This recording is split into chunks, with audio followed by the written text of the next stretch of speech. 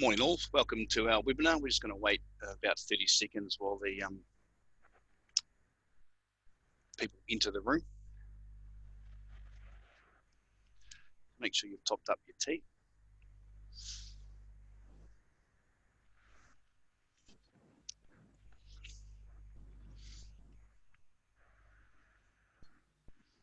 All right.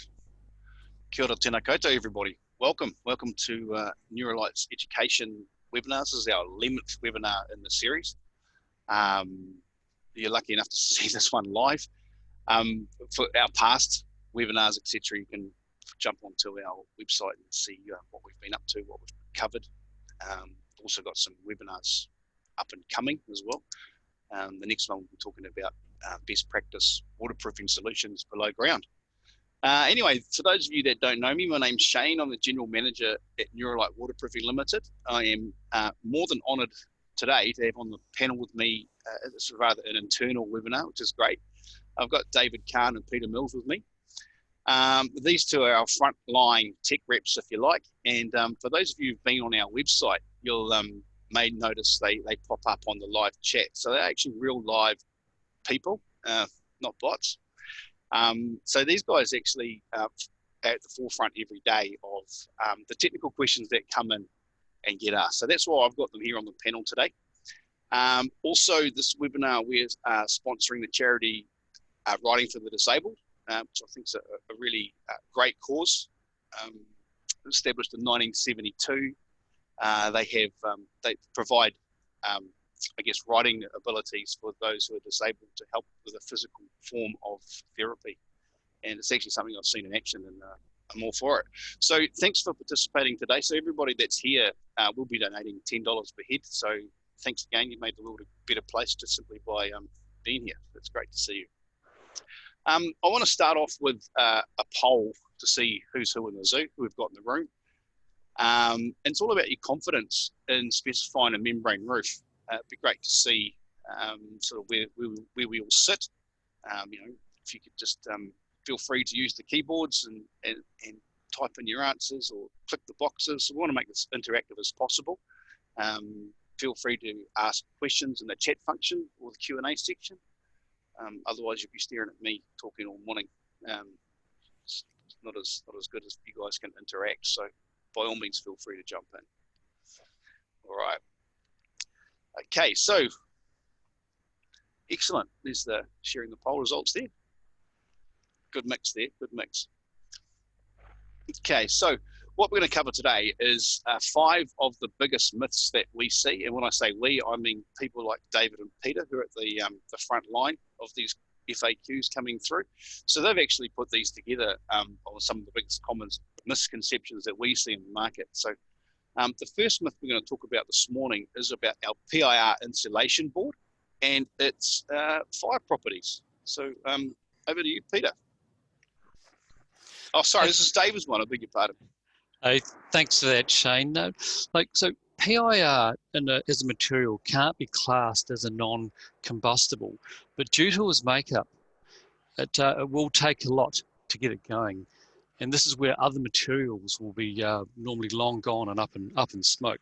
So let's take a closer look at PIR so we can get a better understanding on how it reacts in different conditions, especially compared to other materials on the market. So if we go to the next slide. Now we do have a video to show you, but let's take a look at some of its characteristics first.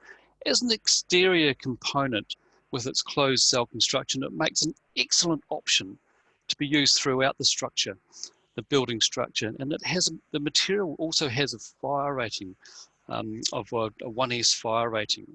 Now, Inotherm is supplied by one of our sister companies, which is called Outright Continuous Insulation. And also in Europe, it's been extensively tested in many aspects and many factors of the building process. But most importantly, it's suitable to be used right here in New Zealand.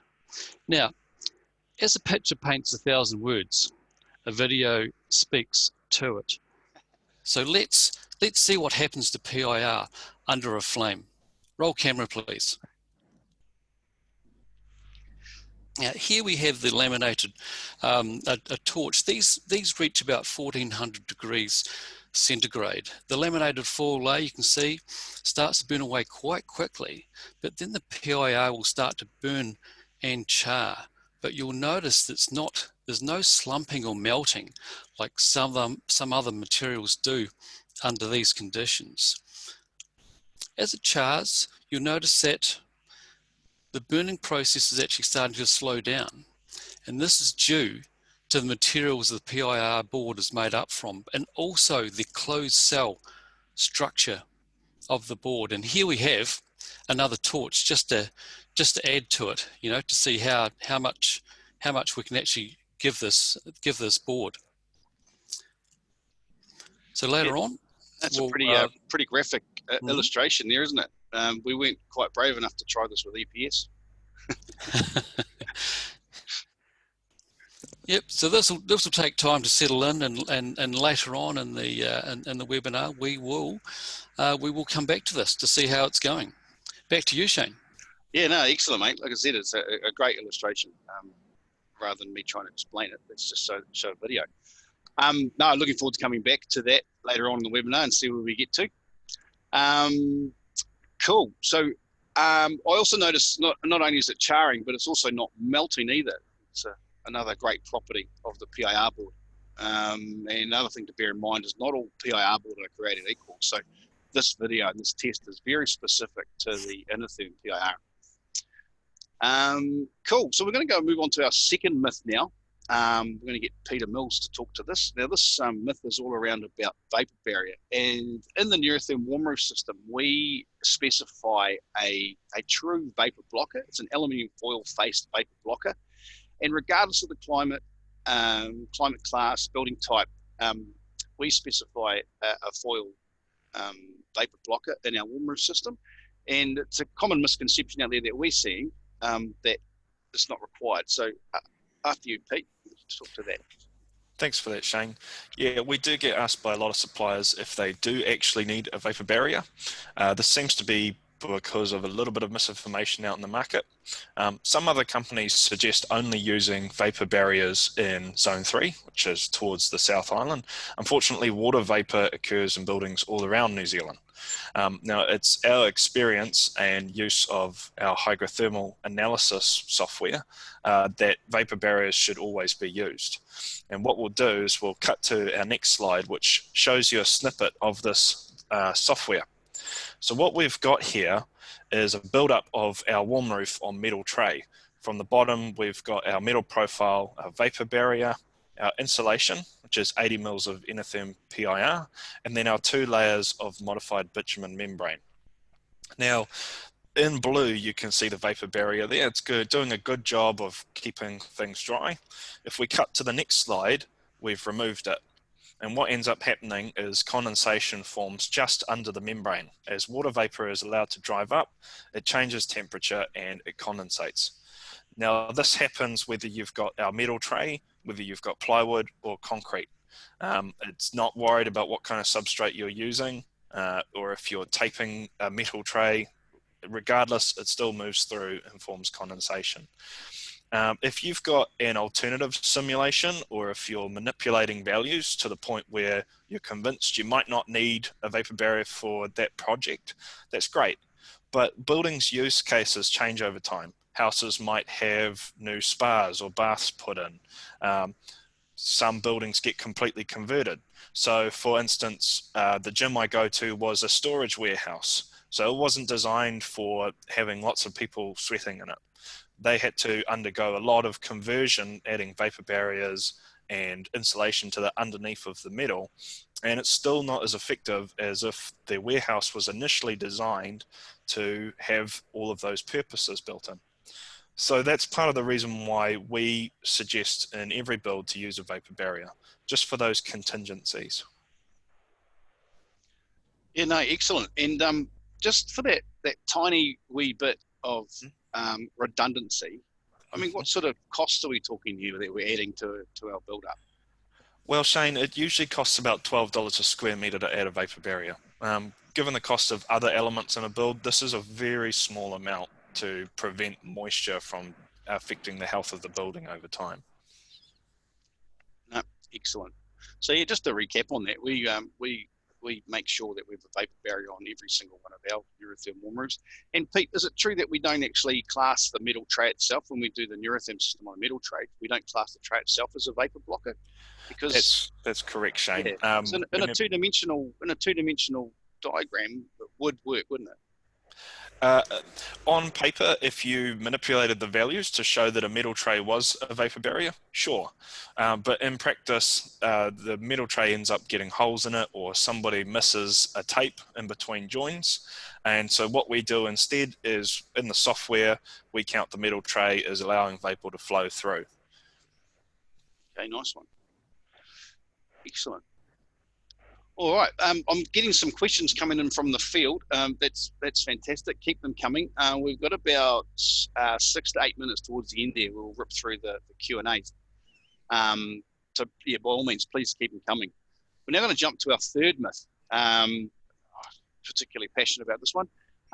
Avoid warm roofs as they cost more than cold roofs. Yeah, I'll leave it up to the guys to debunk this one for you.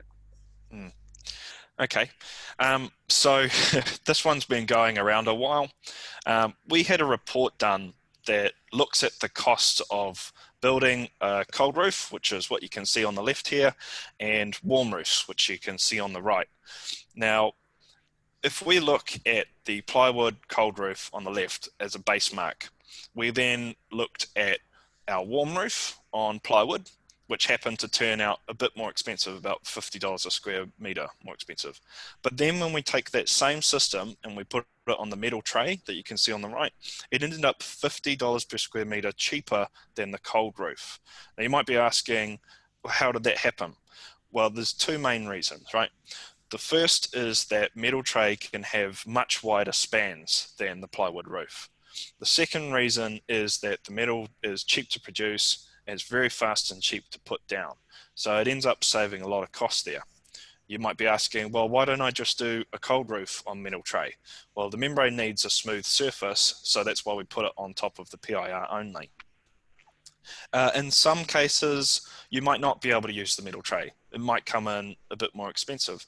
But that doesn't mean you should look away from the warm roof, because there's other costs that need to be considered that aren't always considered when somebody's just looking at the material cost and the install for the roof alone. So for instance, in the cold roof on the left, there's lofted insulation that could be taken out entirely when you're looking at the warm roof. Or on the top of that cold roof build-up, you've got a ventilator there. Now, these get used a lot on cold roofs because, like we mentioned before, vapor occurs in every building. Right, so it rises, it hits the top of the roof, and it needs to either escape or it will condensate and affect the health of the building. So in cold roofs, they end up being these mushroom vents, which actually cost a few $100s each to install. And that's a cost that's not necessarily thought about when people are looking at cold roof versus warm roof. In fact, when we did the analysis that looked at all these costings, it didn't actually factor in the mushroom vents in the cold roof compared to the two different warm roofs. Yeah, so in our next slide, we've also got to look at the aesthetics, right? So the one on the left is a cold roof, and you can see the little mushroom vents poking out of it. The roof on the right is a warm roof. Aesthetically, there's already a very clear difference between the two. Yeah, no, excellent. And we've got some actual live, I guess, live fire data, haven't we, on warm roof versus cold roof costings and things like that? We do, Shane. We've still got the report that looked at the different costings, and I believe we're available to send that out if people are interested in that. Yep, no, excellent. It's something that comes up very, very regularly, and I had one down in the South Island last week where a QS had really overshot it. I think it's just an education process. I don't know. Any idea from the feedback that you guys get as to why people all of a sudden overshoot the pricing on it? Is it unknown, or what do you think? Well, how about you, David? Well, it's more for you know, when it's I guess still relatively new to the industry, given that we've had membrane roofs for many years, and especially in the South Island here, we tend to have a lot of people doing what they've always done. It's just one of those things that it's creating some more education and getting it more out there in the marketplace. Mm. Yeah, cool. Just in your previous slide there, Peter, you showed the Nuralite 2-layer torch on membrane system on top of the warm roof. We got any other options there if it's not there, if that's not the specified sort of desire? Yes, we do, Shane. So warm roofs aren't just limited to modified bitumen. We also have a single layer TPO membrane, which is glued down to the PIR and then is welded together with a hot air gun. Yeah, right. And so would that make the warm roof build-up more expensive, or would it be about the same? It depends on what kind of quality you're going for. The way we do it makes it slightly more expensive. We use a fleeceback TPO whenever we're using our membrane, which means instead of being thinner, it's got a little fleecy layer underneath it. And the reason why we do that is that it won't show up any of the joins in the boards or any of the fixings. So it ends up being really visually quite good looking. Right. Nice one. We've got a few more questions on that, which we can get to in the Q&A session. So I look forward to that part. I think we're up to myth number 4 now. Again, talking to things that are relatively new to New Zealand, but not the rest of the world. Something that you guys get regularly is a Codemark is not as good as a Brands appraisal. What's your thoughts on that one? Yeah, this one's definitely a lot of misconception.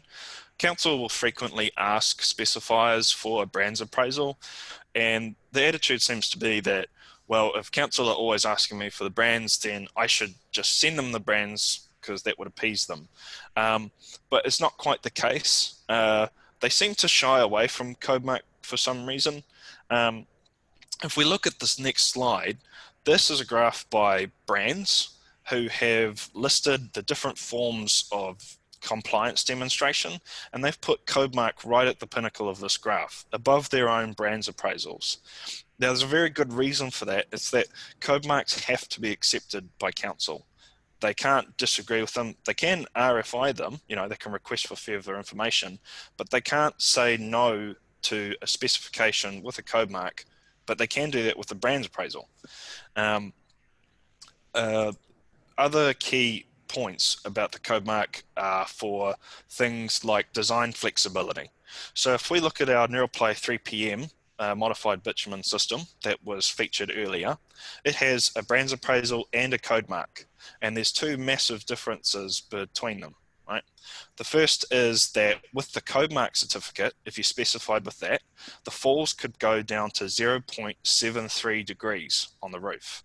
If you specified it with the brands appraisal, you could only go down to 2 degrees on the roof, which is E2 AS1 standard. That's what council typically looks at when they're looking at a roof. The second major reason is that we have different details to E2 AS1 with the Codemark certificate. So we've got small bits and pieces that allow for greater design flexibility. That wouldn't be allowed if you were only specifying with the brands. Now, not all Codemarks are the same. Some companies base their Codemarks on their brands appraisals, which kind of doesn't do too much aside from requiring the council's consent it. But ours has a special one that's standalone. So we can end up adding all of these nice features into it that let people do a bit more with their design than they could if they were only using the brands. Excellent. So who issues Nuralite's Codemark? Pete, who's done that for us? That's a great question. So our Codemark is issued by Bureau Veritas. They're a very large international company which do a range of different works. In fact, our manufacturer, ICO, they use Bureau Veritas for different portions of their factories. So it's the same company from the manufacturer all the way through to us. Yeah, right. And then nice and tidy. Be quite keen to hear from anyone out there on their experience with Codemark. We've seen it basically change the way flat roofs get consent. Now, Peter touched on the fact that Codemark must be accepted by councils, which is good for the specifier, but there's a swing back there. It's actually good for the councils as well, because if anything should go awry with a Codemark certified product and it's used within the scope of limitations, there's no comeback on the actual council. So it works both ways. That was the design of it. Yep. Cool. What myth are we up to now? Lucky number 5. Excellent. So myth number 5, David, this has got you written all over it, mate. Apparently, people say you can't float a deck over a warm roof. Look, let's see if we can make it 5 in a row, Shane.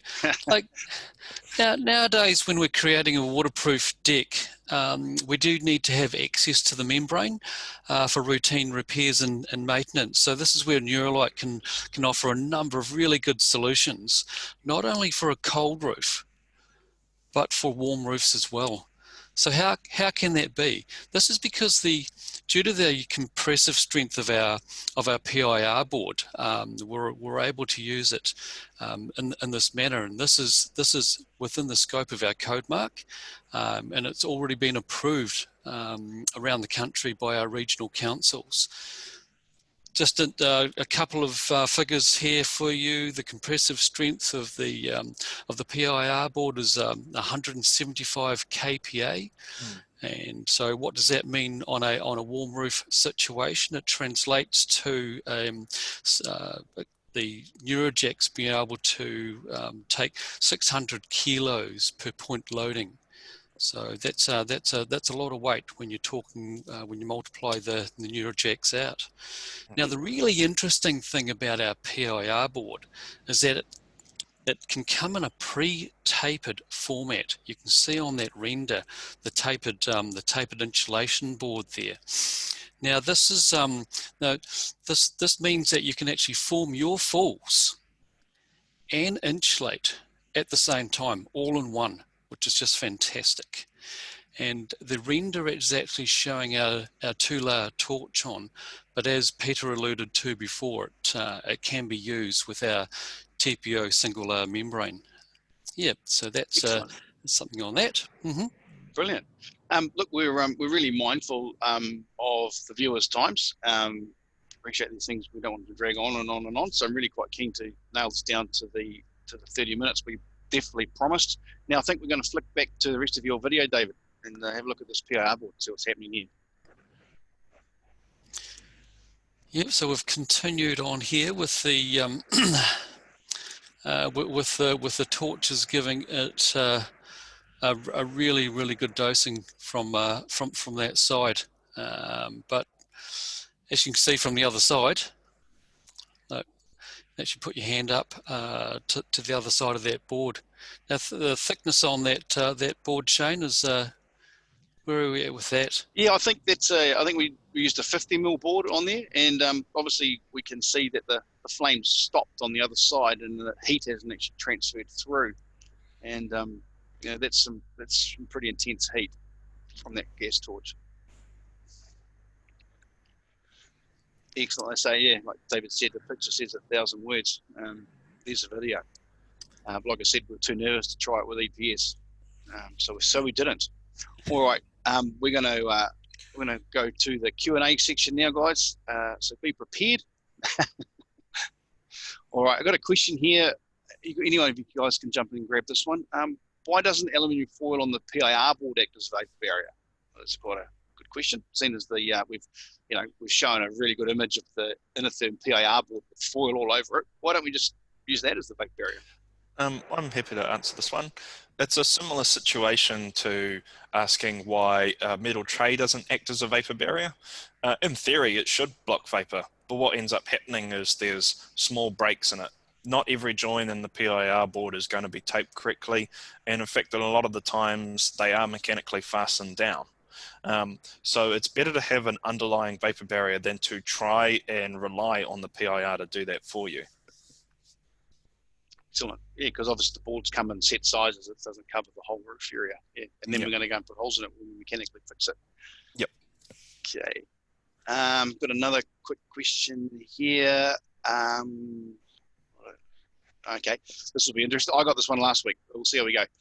What happens if vapor forms in a warm roof? So, say there is a breach for some reason, some mechanical damage, and moisture does get into that that fully enveloped sand we've created. What happens to that moisture? So I can take charge of that one there, Shane. Now, so if it is determined that there is possibly moisture in that area, then we can locate that area and install a vent, as Peter was talking to earlier on, and that vent will actually be installed and vent out any excess moisture in that area, and we would a deemed time. It's not finite. That it can be removed and and patched over. Yep.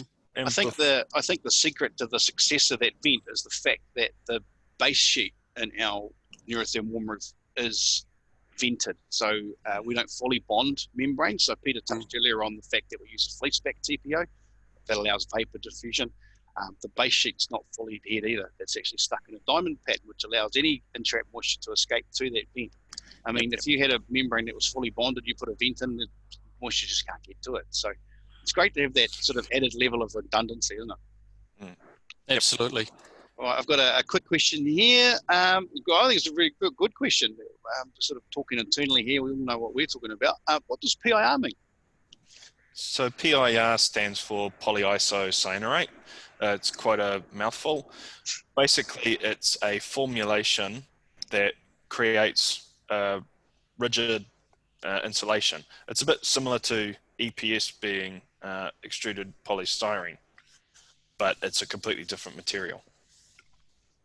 Excellent. Just to add to that, the PIR is what they call a thermoset material, where it will hold once it's formed, it will hold its shape even under the conditions as you saw under a flame, versus thermoplastic insulation products will sort of melt into sort of molten droplets under the hotter conditions. Excellent. All right. We've got a couple more questions there we won't unfortunately get to. So what we'll do is when we send this out to all the participants, we'll actually provide a Word document with all the answers there so we can all see what was asked and answered at the same time. Bit of a wrap up here. We've debunked 5 myths that we get frequently asked from the frontline staff here. PIR boards, they don't catch fire. They're not classed as non-combustible. However, they don't catch fire. But bear in mind that not all PIR boards are created equally. Some people say vapor barrier is not required. Possibly, if you manipulate the software enough, you're probably right. However, we insist that you have one. For, just the added redundancy for an extra $12 a square meter for an asset that's supposed to last 100 years. And it's a no-brainer. Myth 3, avoid warm roofs as they cost more than cold roofs. Well, we've debunked that many, many times. David touched on the fact that warm roofs are new to New Zealand. Well, 15 years, they're starting to get old. They're actually starting to become the norm. So we really need to do more of it. Codemark is better than a brand's appraisal. So sorry, what did we say here? Not as good as the brand's appraisal. Okay, it's actually vice versa. Brands even issue Codemark certificates themselves, which is the pinnacle of building acceptance. And then David touched on the myth that we can't put a deck over a warm roof. Now we can using the fully Codemark certified Nuralite system over the tapered PIR board even, if you like. All right, we're going to quickly wrap up on a quick poll. If you want to rate our presentation today, we always want to improve it. So please give us your comments. And then what have we got next week? Next week, we're talking about tanking, best practice tanking for underground. We've actually got some new news to share with you there. We're really looking forward to that one. The next webinar after that, we'll be talking about the Nuralite system and creating floated decks. And then the third webinar we've got after that is the principles of passive house design. And obviously we'll be talking a lot about outsolation and things like that. So, all right. Okay, and we're just going to finish up with the third poll. as if you'd like a follow-up from anything that we've talked about today. We've got a team of hungry tech reps here that we're keen to help you out if anything that comes up. All right. Hey, thanks very much to the panelists today. Thanks for the people working hard in the background, making the tech work. I appreciate it. Thanks for participating and making your donations, or we'll make your donations on your behalf to Writing for the Disabled. Enjoy the rest of your day. Thanks very much, guys. Cheers.